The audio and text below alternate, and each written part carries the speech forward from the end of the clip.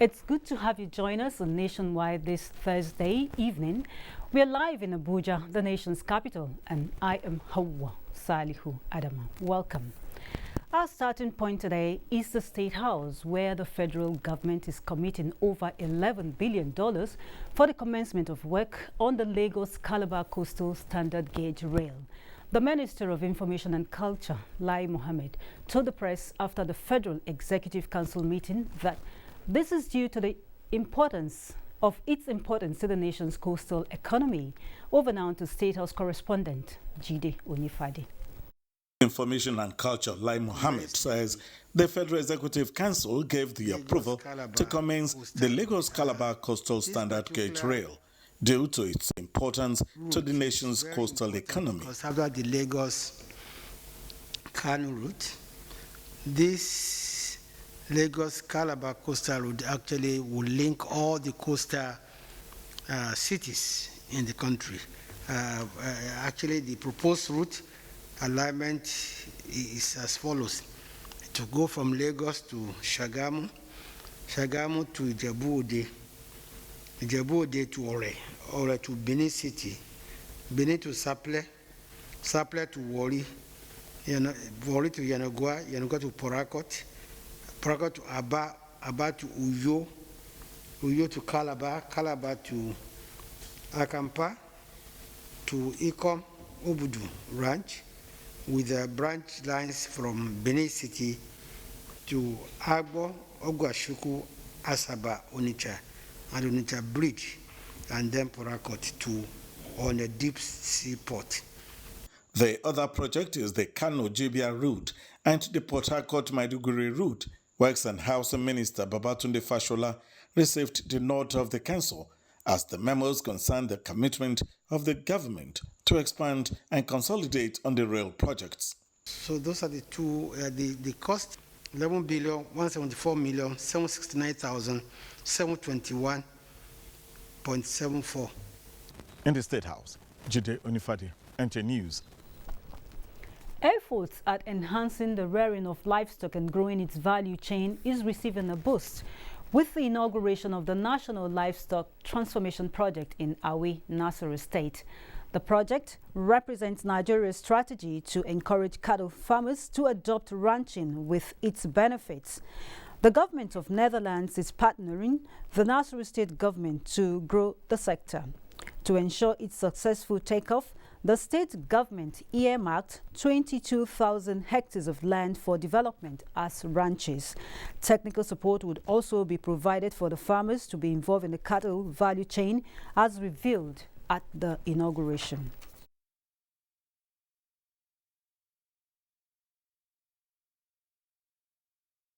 So you can tell that security challenges are one of the main reasons why we took this goal as serious as we have. We have taken it so seriously. I started by visiting Benue because of the law on anti-open grazing they have. And today, by the grace of God, by the time this project is completed, they can have all the open grazing law they have. We will not have problems again at this border by the grace of Allah. The second aspect is also the issue of the economic development that we see, again, was mentioned by our dear brothers from Netherlands. What it will mean to keep your cattle in one place and be able to have all the benefits that are there. So I'm happy that the Netherlands government has keyed into this human health, genetic improvement, crop, livestock, integration, value addition, and the better socio-economic standing for all participants. The aggregation of all the players in the value chain at the implementation side is also bound to improve the local economy of the communities within the vicinity of the grazing reserves, which is a giant leap in the quest for modern animal husbandry and enhancing food security in the. To security matters now, the federal government is committed to equipping the armed forces of Nigeria to effectively stem the wave of criminality. A Minister of Defense, Bashir Magashi, reaffirmed this while inaugurating the first National Defense College Direct and Staff Quarters at the college permanent site, POE, Abuja. Over now to Defense correspondent Ismail Musa for more. With this, the National Defense College can now boast of additional befitting accommodation for its directing staff. The project, a 9-story building comprising 56 units of flats, was awarded in 2017. Additionally, work on the administrative complex as well as the directing staff quarter 2 are ongoing, but slowly. It is hoped that the completion of these structures would enable the final relocation of the college to this permanent site in due course. The Minister of Defense, Bashir Magashi, noted that the federal government is determined to providing working equipment and improve welfare for the personnel of the armed forces of Nigeria. I shall continue to encourage the galvanized efforts towards ensuring the armed forces is sufficiently equipped, well-trained, and adequately motivated to achieve their statutory mandate. Work on the second National Defense College Directing Staff Quarters project is in progress and built for completion in 2023. From the permanent site, National Defense College in Piwe, Abuja, Ismail Musa, NTA News. Implementing the Extended Producer Responsibility Program in Nigeria to make manufacturers responsible for the recycling of waste from their products and creating more awareness on the dangers of indiscriminate dumping of refuse will help ensure effective waste management in the country. This was the position of guest on NTA's Good Morning Nigeria. Over now to Thomas Ogbetere. 2 million tons of waste is generated annually in Nigeria. How to effectively manage the waste, no doubt, has been a major challenge. A situation guest on the program attributed to factors like lack of awareness on how Nigerians can turn their waste to wealth. The major challenge is the indiscriminate disposal of this waste, especially domestic waste. People just dump it the way they like.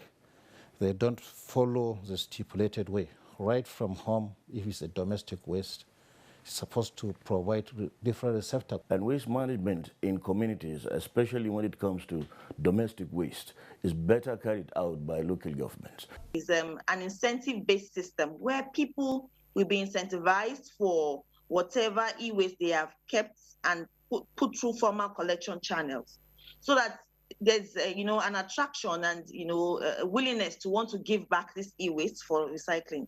So you will not find automotive batteries or inverter batteries lying around, because everybody knows that when it gets to end of life, you just need to take it back to your dealer when you're going to purchase a new battery, or you can hand it over to a registered battery collector around your neighborhood or around your city, so that these batteries can be channeled towards the responsible battery management framework. The need to also boost local recycling capacity for e-waste and inculcate the culture of effective waste management on children from the primary and secondary school levels, as well as empower local government to effectively perform their constitutional responsibility of waste management were emphasized.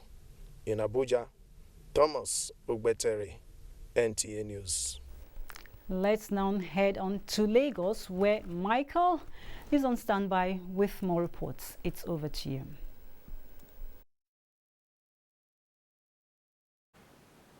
Thank you, Hawa. Lagos State Waste Management Authority has taken delivery of more than 200 compactor trucks and waste bins to enhance its capacity to surmount challenges of waste management across the metropolis. Musa Toliat reports that Governor Babajide Sanwo-Olu handed over the waste management equipment to Loma in Lagos. Over the years, Lagos State has had to grapple with challenges of effectively managing the more than 13 metric tons solid waste generated daily across the state. As the state begins to experience break in August rainy season, the waste management equipment, including 102 truck compactors and double dyno bins, handed over to Loma, is aimed at enhancing response time to refuse evacuation and management. All of the investment that has gone in, I'm excited because of the job it has created. A lot of them, like they said, the dyno bins were locally fabricated in Loma. The compactor trucks too were all CKD, and they were all put together by Nigerian engineers, designed by Loma. An online application known as City Monitor has also been introduced as a platform for residents to report environmental degradation in their immediate communities. The commissioning of these 102 trucks and others as a necessary intervention will therefore go a long way in addressing the challenges faced by Loma in the management of solid waste in the state. Launching of these trucks, which is going to be used for the management of what I call the social waste, will enhance the activities of the PSP operators. 4 waste trucks have been dedicated to public hospitals to boost environmental health conditions in the state health infrastructure. In Lagos, Musa Soliad, NTA News. The Customs Strike Force Team Zone A has arrested 3 suspects for stocking pangolin scales and elephant tusks worth 22.3 billion naira. The Controller General of Customs, Hamid Ibrahim Ali, while showcasing the seizure, says the service is on the hunt of the kingpin. Elephant and pangolin belong to the family of more than 37,000 species of plants and animals regarded as endangered, and Nigeria, as signatory to the Convention on International Trade in Endangered Species, cannot watch while the illicit trade flourish.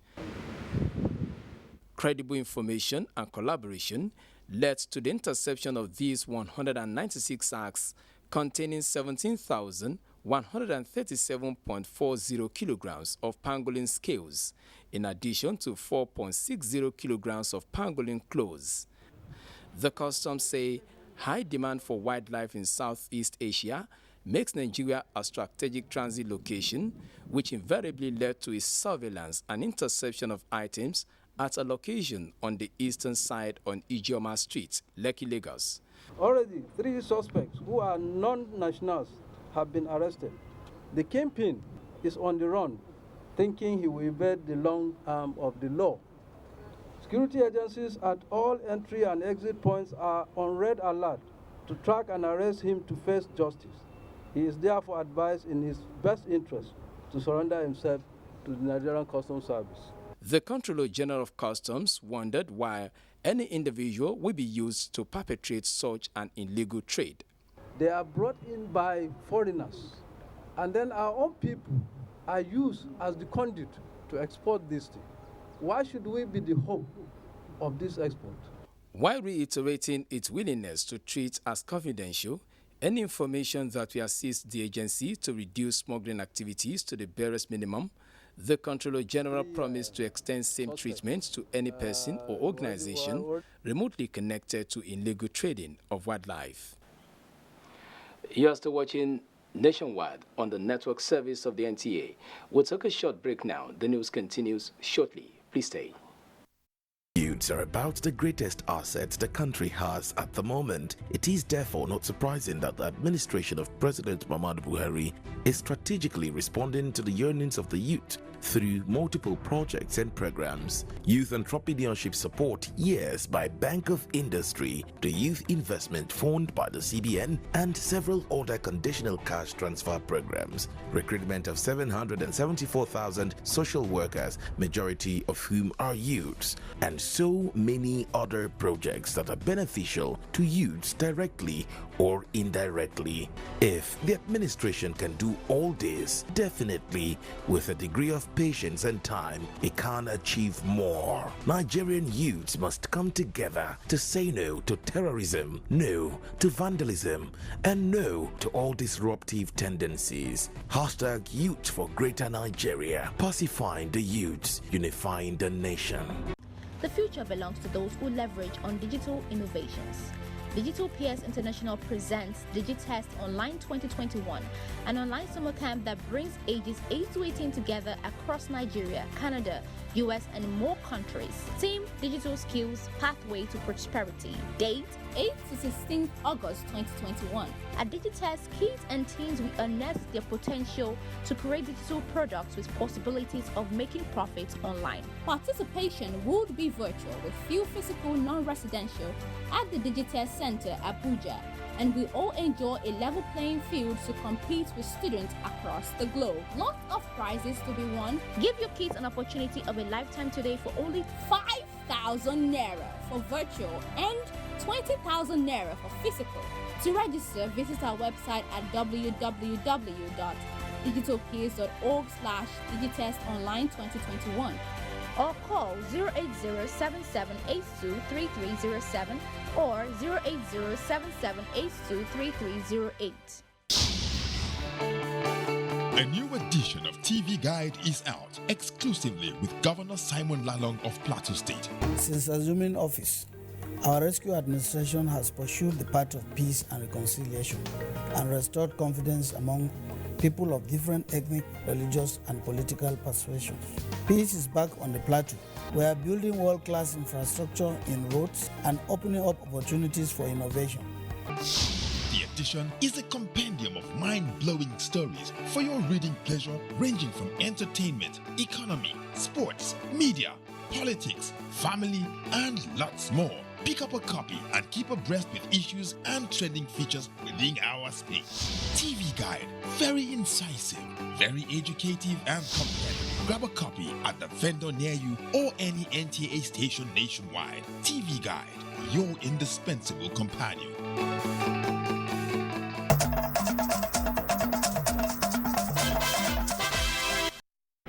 Thanks for rejoining us. It's still nationwide.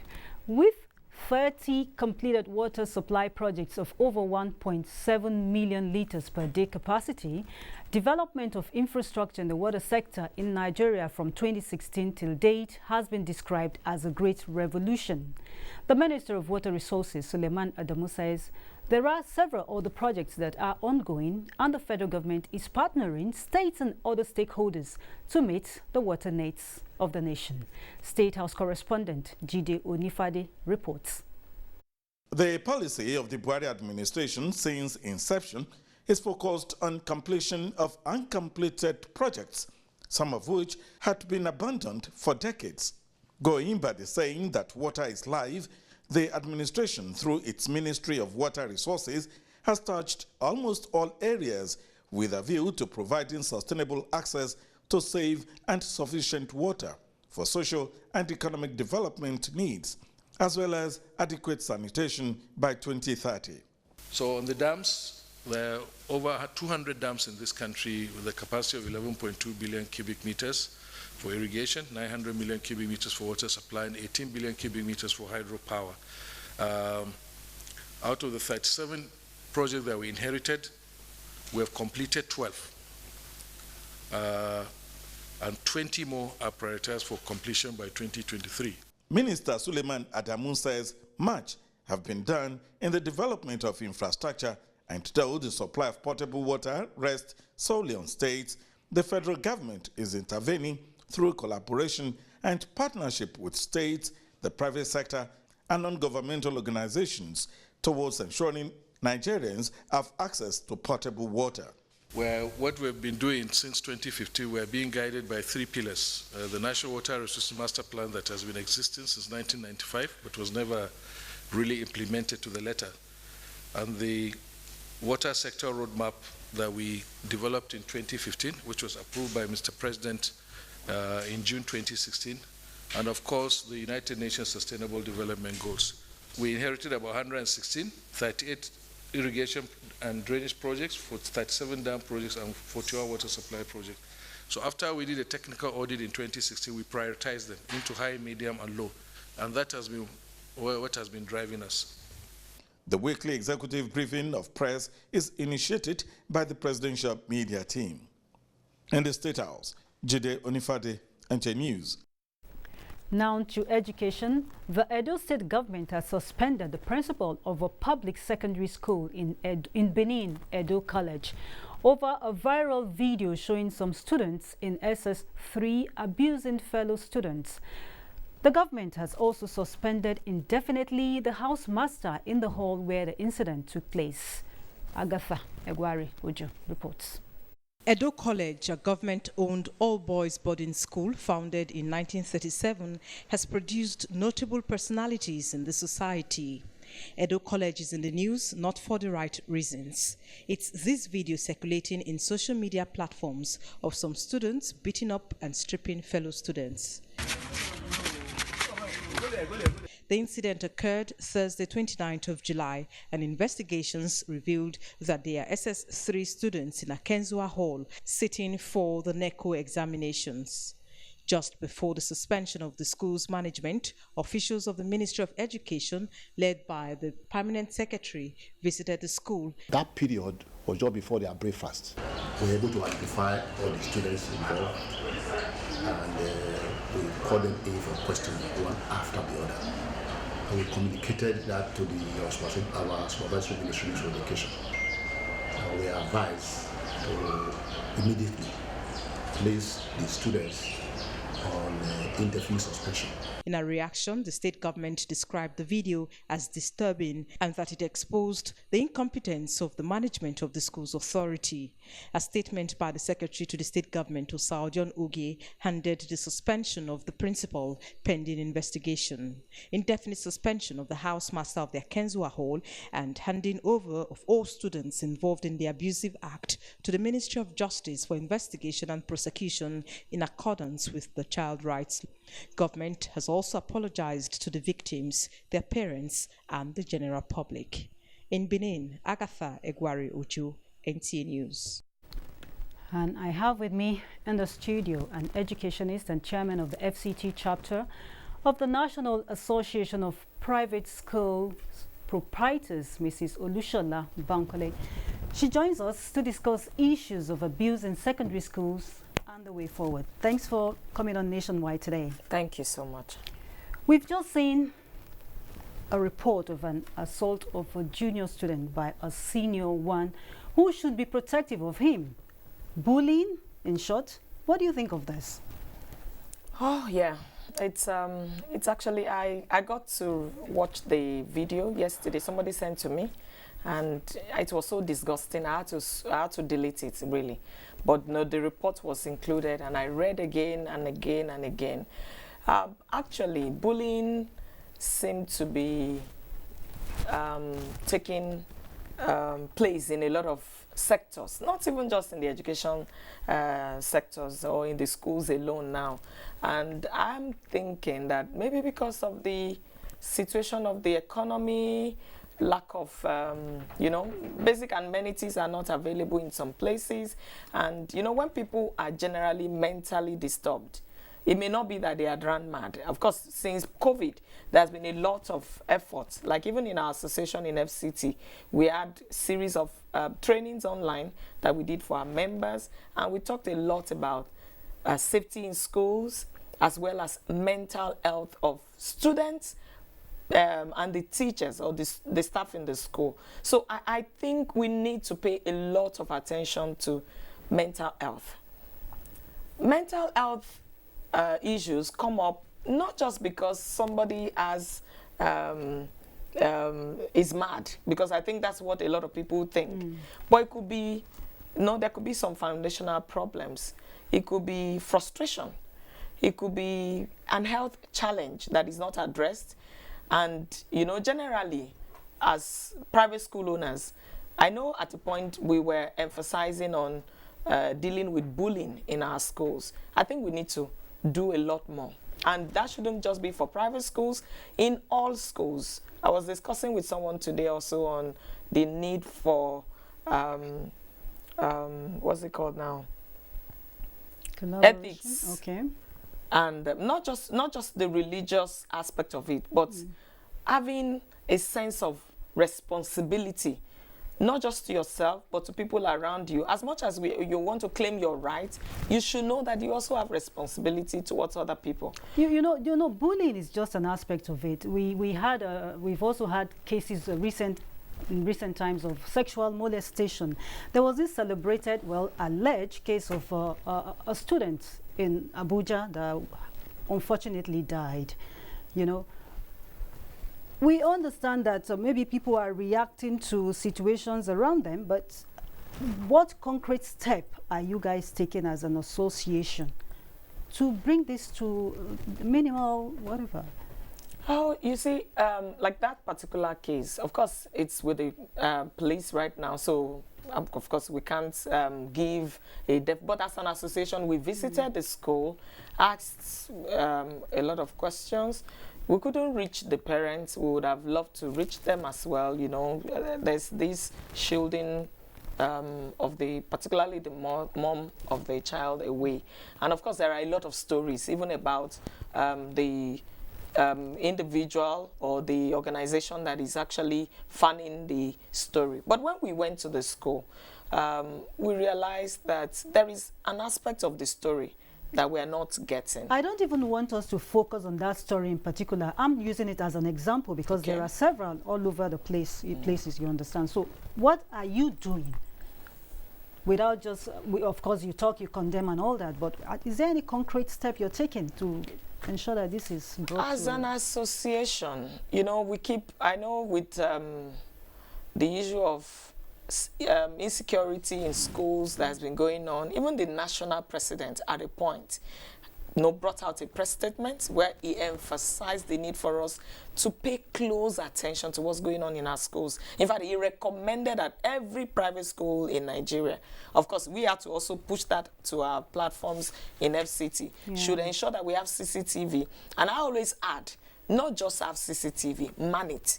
Okay. Somebody should be there, because that's one challenge that we have. Okay. When schools have CCTV and, you know, it's not constantly manned, it's also a problem. Someone should be able to man so that you can easily identify, or when there is no one particularly manning it, there should be a need to have a specific time, maybe once in a day, within this hour of the day, for someone to rewind, see what happened, and then it can be the issues that are noted can be nipped in the bud. As an association, we keep talking to our members. We keep this kind of issues come up on the platforms. You know, we give guidance. We also invite, like on the issue of insecurity. There is one security company in FCT who offered free service to FCT schools. And I want to believe some of our members they decided that they will give free security audit. They want to look at the area soft spots or blind spots where issues could happen, inform the schools about them so that the schools could do something, you know, critical. The gates, the placements of the gates, with the security guards on duty, are they qualified and all of that. So, you know, generally as an association, we don't keep quiet. Even before these kind of things happen, there have been trainings. When we have our meetings, we discuss these issues as they come up, and, you know. Okay, finally, when these things happen, do they just end there? And what should be the responsibility of parents? Because I think it's a joint thing, because some of these senior kids that bully the younger ones come from several homes. So what's the recommendation when you have your meetings with the PTA and... Yeah, I know last Saturday we had, for the first time in FCT, we had a parent conference organized by NAPS FCT. And I'm so glad, you know, some of the regulatory bodies, like the DQA was on ground at the meeting, as well as, you know, parents, representatives, PTA of our schools, the chair, you know, the executive members of the PTA. In fact, it was made open because it was an online meeting, and we had, you know, a bit of some communique that we intend to, you know, roll out. But definitely we addressed a lot of issues concerning, you know, what goes on, and, you know, we emphasize that we don't want blame games again. We don't want parents just saying, oh, school, you are not doing your job. What about home? And then we don't want to also, as the school saying, hey, it's because the home didn't do what they should do. It's a joint effort. We all need to work together to ensure that these our children get the best of education. At the same time, they turn out to be, effective leaders that can actually lead us to a greater Nigeria. Thank you very much, Mrs. Olushola Bankole, the chairman of the FCT chapter of the National Association of Private Schools Proprietors. Proprietors of private schools.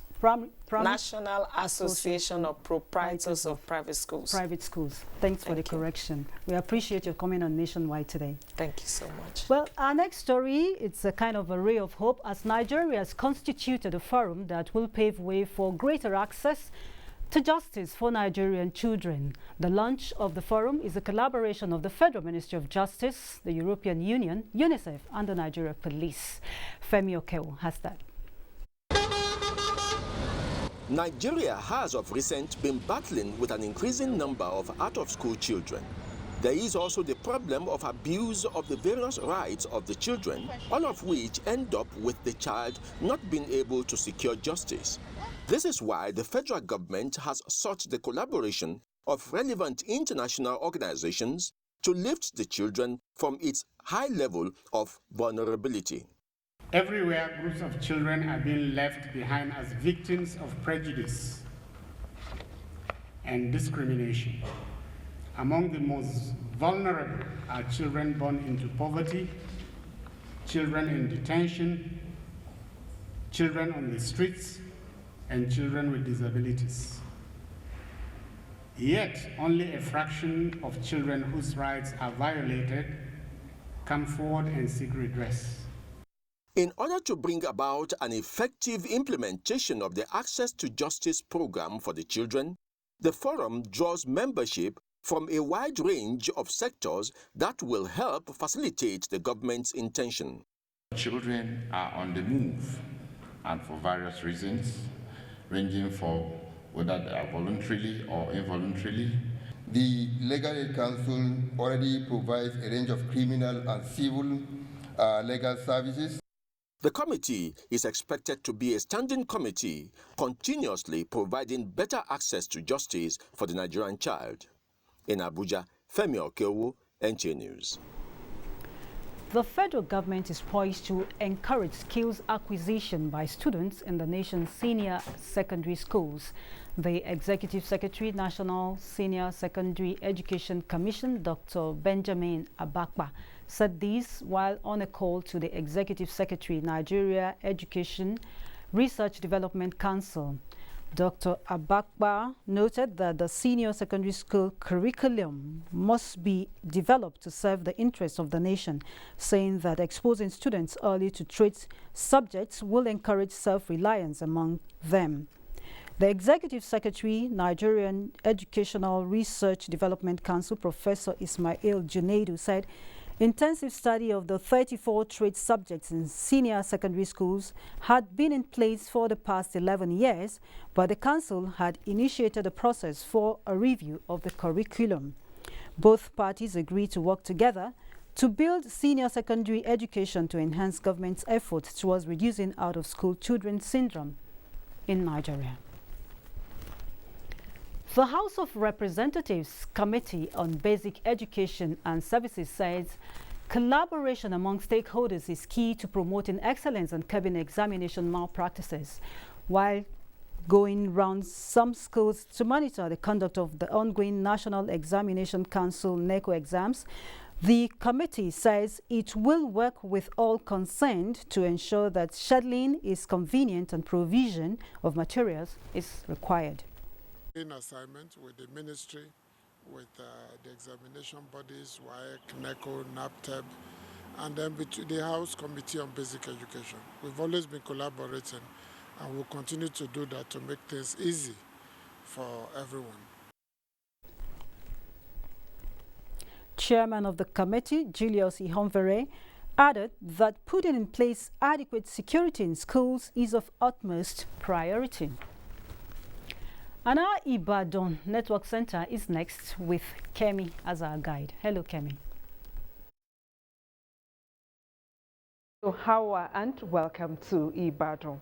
For Nigeria to attain optimal healthcare system in line with world best practices, medical personnel must exhibit high professionalism at all times. This was the take of speakers at a public lecture by the Nigerian Medical Association, NMA Ibadan branch. Rafia Animation Badmus has the details.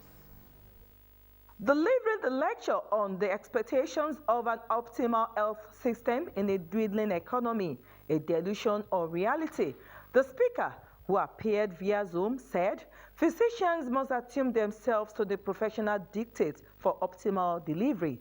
We must endeavor in our management of patients to also be very conscious of our environment. A lot of doctors, they do not know that even the cost of sending some individuals to take some things from other departments in your hospital, in the process of taking those case notes to those units, something happens along the line. Other speakers unanimously agree that physicians should look out for one another, take care of their health as they take care of the health of others. To look after ourselves so that we can look after the nation. Nigerian medical association must be at the forefront of the advocacy for improved health system in the country. The doctors must at all times make sure that they have this set mind that whatever is the service that they are delivering, it must be optimal. Members of the public have been urged to present ailments early for maximal treatment. In Ibadan, Rafia Animation Badmus, NTA News.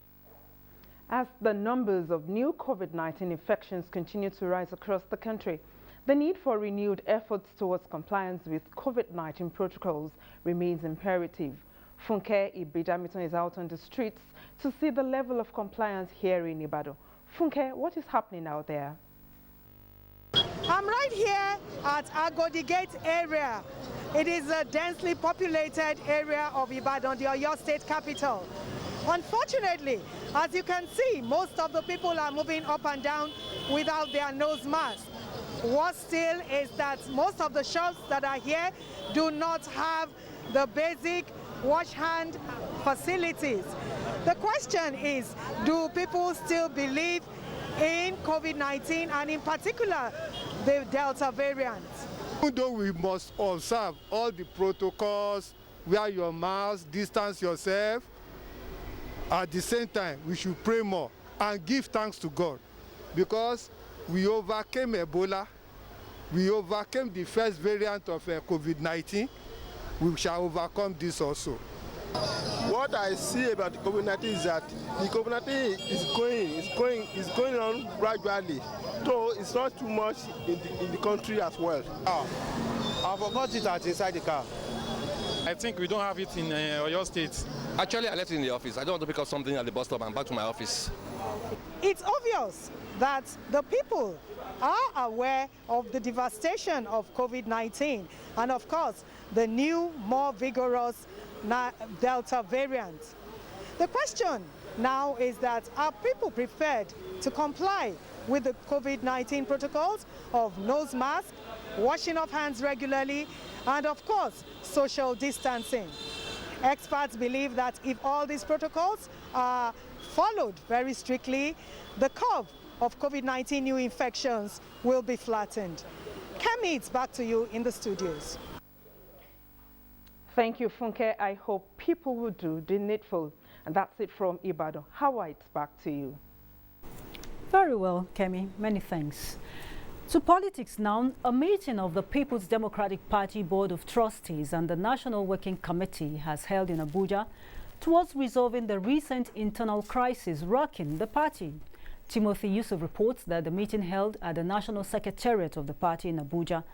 The resignation of 7 elected members of the National Executive Committee, citing lack of inclusion by the Prince Uche Secondus-led National Working Committee, is the major agenda of the meeting. The chairman of the PDP Board of Trustees, Senator Wali Jibril, and a national chairman of the party, Prince Uche Secondus, appealed for calm while the areas of dispute are being resolved. Nigeria is strengthening its partnership with the Republic of Korea towards building digital governance in the country. To achieve this, both countries have signed agreement for the second phase of the e-governance project covering 2020-2026. The project is to enhance capacity for the execution of the e-governance master plan, create increased access for national identification number, and expand delivery of government digital services. Korea International Cooperation Agency is funding the project with a grant of $13 million. Joshua Ojito reports that the first phase of the project was successfully implemented with the construction of an e-governance training center in Abuja. From the time we commissioned the project to date, the Federal Ministry of Communications and Digital Economy and its parastatals have been organizing training on capacity building for our citizens, particularly those in the civil service. From the time to date, over 1,000 civil servants have benefited from the training, and most of them are advanced training in the area of e-governance. Today is in the regard, it's a very important day for us to share our experiences to help Nigerian government and the people. Good governance has been stressed as the only way to overcome the challenges of weak economy and insecurity which undermine development in most African countries. This is part of submissions by political experts at a seminar on governance, security and sustainable development in Africa by the National Institute for Security Studies in Abuja. They held that agitations by citizens on regional divides can be addressed through good governance anchored on inclusiveness, equity and fairness, as well as transparency and accountability. The seminar is being chaired by General Martin Luther Agwai. The National Association of Women Journalists, NAWAJ, seeks more participation of women in politics in Nasarawa State. Aliyu Tijani Mohammed reports that the national president of NAWAJ, Ladi Bala, on an advocacy visit to Lafia with her team, noted this. With more than 7,000 professional women journalists as members, the Nigerian Association of Women Journalists NAWAJ says it is strengthening advocacy for good governance, equal rights for women, and access to education for the girl child, as well as improved welfare for children, among others. Now, the association was in Lafia to mobilize women to join the advocacy for more involvement of women in politics. The campaign was hinged on low representation of Nasarawa State women in the scheme of governance, and NAWAJ called for more opportunities for women. We see that women are empowered economically, because we cannot continue talking about women empowerment without women being given the right tools, without them being directed in the right direction and showing them how they can be empowered. And this is what attracted us to you. Nigeria is a huge market with over 200 million people. That's a huge market. There are very few countries around the world, that have that kind of number. So Nigeria is a fantastic country for investment. But those that will build Nigeria must be Nigerians themselves. If Nigerians believe that somebody else will come and build their own country for you, then you have missed the point. Also, the visit was to seek the state government support in its empowerment program for women and youth in the state. In Lafia, Aliyu Tijani Mohammed, NTA News. And from Lafia, we take you to Makurdi, the Benue State capital, where Susan has good news on the arrest of a kidnapped suspect. Hello, Susan. Thank you, Hawa, and welcome to Makurdi. The Benue State Police Command says its continued onslaught on crime and criminality in the state has yielded more results, as they have arrested 3 suspected kidnappers and rescued 1 kidnapped victim. Police Public Relations Officer of the command, Sewese Anene, who paraded the suspects in Makurdi, however, disclosed that one of the suspects died as a result of gunshot wounds sustained during exchange of fire with the police. Sandra Dowese Akene reports. Barely 48 hours after the arrest of kidnappers and the rescue of kidnapped victims, including the wife of a commissioner in the state, another success has been recorded by the Benue State Police Command. This time around is the rescue of a kidnapped victim, one Peter Ogbonna, and the arrest of his kidnappers by operatives of the Operation Zenda Squad in Te-Antov, Alaba, in Logo local government area of the state. Police Public Relations Officer DSP Sewisi Anene says operatives of the command will continue to go after criminals and their hideouts. The crack squad of Operation Zenda is one of the teams of the command working against kidnapping. They invaded the hideout, and on seeing them, the kidnappers engaged them in an exchange of fire. They eventually subdued them and arrested 3 of them. I'm at my shop. Some gunmen come and enter my shop and carry me. They maltreated me because since then I never eat.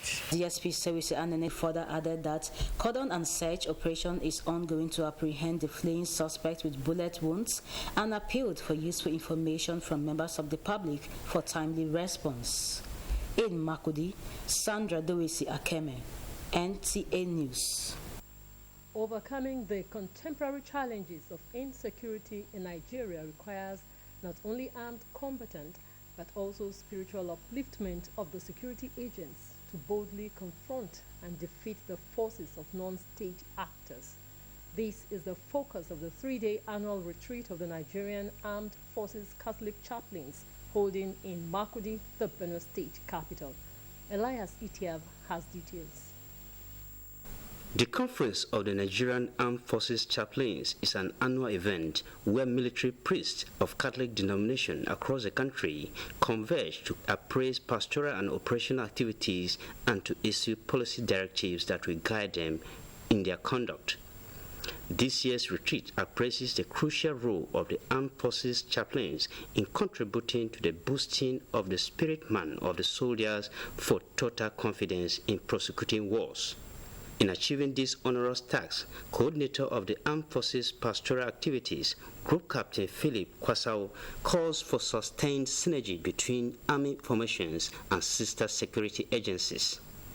It is necessary and fitting that the church's authority, through whom we have the powers to exercise priestly ministry, to always call our attention to some of these pertinent issues so that nobody will be left out. The Chief of Army Staff, represented by the Commandant Nasme, Brigadier General Mark Maman, describes the conference as necessary in equipping participants for the task ahead. We must call to mind always that the noble task of protecting the territorial integrity of the nation, while also being proactively involved in aid of our civil authority, is our prime responsibility. In Makudi, Elias, Etiaf, NTA News. And that does it from Makudi. NTA Nationwide continues with Agatha in Benin after this commercial break. The broadcast media ecosystem is dynamic and requires continuous training for practitioners to perform optimally. NTA TV College Jos invites relevant officers to the following specially packaged training programs: New Technologies, Optical Fiber, IP Technologies, Automation Storage Management and Wireless Technology. Date 9th August to 13th August 2021, 1 week. Transmitter Operation and Maintenance. Date 23rd August to 27th August 2021, 1 week. Advanced Broadcast Accounting and Auditing. Date 30th August to 24th September 2021, 4 weeks. Emotional Intelligence for Workplace Efficiency. Date 6th September to 17th September 2021, 2 weeks. The course fee for the 4-week course is 100,000 naira per participant. The fee for the 2-week course is 80,000 naira. while the course fee for the 1-week course is 60,000 naira only, accommodation inclusive. The venue for all courses is the serene and secure environment of NTA TV College near Old Government House, Rayfield, Jos. For more inquiries, please call 0803 079 53335 or 0806 980 9807. NTA TV College, Jos, training you to be the best you want to be. We are StarTimes, the most affordable digital pay TV platform with the widest signal coverage in Nigeria, dedicated to bringing the best TV entertainment around the world to your screen. From Hollywood to Bollywood to Nollywood, we offer the most affordable subscription. Enjoy over 75 channels for as low as 1,700 naira, like Nat Geo Wild, BBC, ESPN, and premium sports like Emirates FA Cup, La Liga, Bundesliga, wrestling. What's more exciting? We have the most flexible payment options in Nigeria. Don't dull. Join us now for an exciting journey. StarTimes. Enjoy digital life.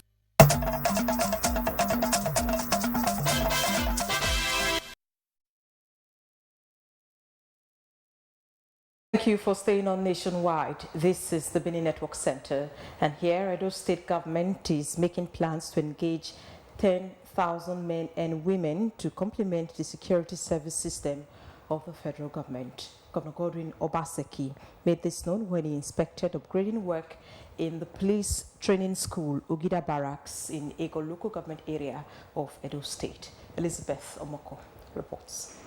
In May this year, Governor Baseki concluded plans to upgrade the Ogida Training College to help provide the state with a permanent training facility that will benefit policemen and other security agencies and equip them with skills needed in the discharge of their duties effectively and efficiently. 2 months after, the training facility is taking another shape as the classrooms, hostels, halls, and drilling facilities are wearing a new look. I'm hoping that within the next 30 to 45 days, all of these improvements will have been completed. The whole idea is to get the police to work with us to train members of our vigilante in modern policing skills, intelligence gathering, so that way we can guarantee peace and security and order. They have performed creditably from what we have seen so far. And that is why we are bringing them here for training, to be able to tell them the limit, the operational guidelines. With the assuring words of the governor, it is expected that crime and criminality will be nipped in the bud.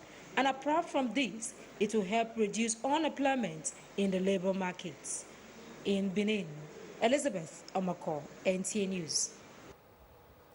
And in Delta State, farmers and herders have again met in Asaba, the state capital. The peace meeting at the instance of the State Commissioner of Police, Ari Muhammad Ali, was to work out ways to further resolve crisis. Rosemary Omani has the report. The meeting, which was attended by the representatives of both sides and other stakeholders, availed the farmers and herders the opportunity to air their grievances and possibly find a lasting solution. The Commissioner of Police, Ari Mohammed Ali, said the Maiden Farmers Herders Peace meeting held in February this year yielded positive results, though there are still few unresolved issues between the duo. In Delta State today, the commonest problem, and of course, the reason why we are all here is because of the constant clashes between our farmers and the herders. Governor Ifanyo Kowa was represented by the Director General, Security Matters, David Tunwe. In Okwe, I am Rosemary Omani, NTA News. Away from security matters, the cultural heritage Nigeria is endowed with has been identified as a unifying factor in achieving common front for job creation and socio-economic development of the country. Director General, National Council for Arts and Culture, Otumba Shegun Runshewe, gave the indication at the 52nd National Technical Stakeholders Meeting of the National Festival for Arts and Culture, Naifes in Ekiti State. Kola Adebobuyi has details. The federal government drive towards making cultural heritage and tourism destination abound in the country a veritable enigma for the nation is yielding results through the numerous initiatives. This, the Director General of National Council for Arts and Culture observed that Nigeria has abundant historical heritage sites that abound across states of the Federation, and emphasized that governments believe in arts, culture, and tourism as potential tools for socio-economic transformation will continue to be demonstrated.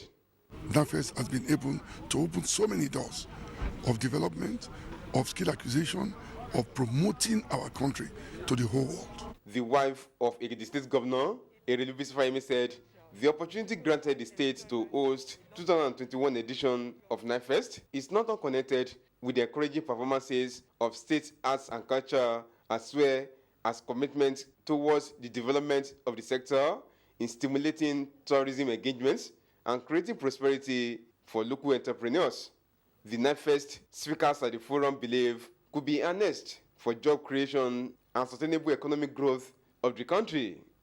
In Ado-Ekiti, Kola Adebobuyi, NTA News.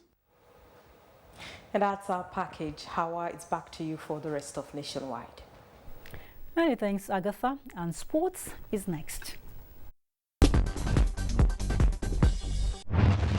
Nigeria's men's shot put finalist Chukwuebuka Enekwechi's quest to win a medal for Nigeria came to an end Thursday morning, finishing 12th and unable to progress to the last round. Enekwechi threw 19.74 meters in his last throw after 18.87 meters in his second attempt and fouled in his opening throw. The 4x100 meters women's quartet team, made up of 100 meters hurdles finalist Toby Amuson, long jumper and Olympic bronze medalist Ese Brume, who were drafted to the team to replace suspended Blessing Okagbare Igotegwono and Rosemary Chukwuma, who was part of the 10 ineligible athletes to compete. Patience Okon George and Grace Nwokocha finished 6th in Heat 2 with a time of 43.25 seconds. In a related development, reactions have continued to trail the cancellation of the Puma Kids contract with the Athletics Federation of Nigeria signed in 2019.